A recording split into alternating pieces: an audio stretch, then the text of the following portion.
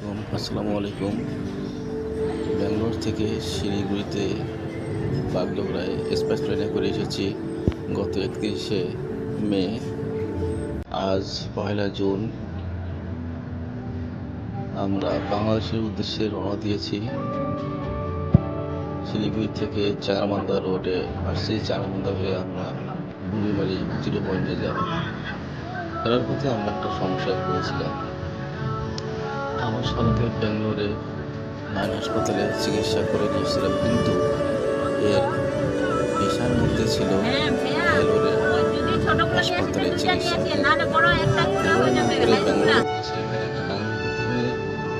ভেলোর থেকে একটা প্লেট ভাড়া নেওয়া উচিত ছিল, সেটা না নিয়ে আমরা ব্যাঙ্গালোরে ওপেনার সার্জারি করে আসার পথে চ্যাংরাবান্ধায় আমাদেরকে কাস্টমার আটকিয়ে দিল। একটাই ফল্ট, আপনারা কেন অন্যখানে চিকিৎসা করলেন? আপনারা সেখান থেকে পারলে করে নিয়ে আসেন, তা নাহলে আপনাদের যাওয়া হবে না। পরে 3,000 টাকার বিনিময়ে আমরা ওখান থেকে রিলিজ হয়েছি। রিলিজ হয়ে বাংলাদেশে ঢুকেছি।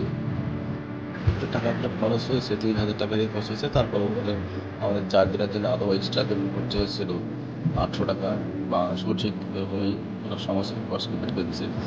পরে আমাদের কোনো সমস্যা হয় নাই, শুধু ওইটুকুই সমস্যা ছিল।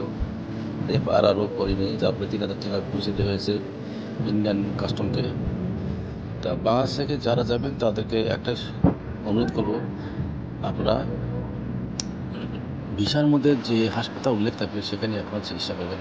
অন্যখানে চিকিৎসা করলে এফআরও করে নিয়ে চিকিৎসা করবেন। অন্যথায় আপনারা এরকম বিপদে পড়বেন।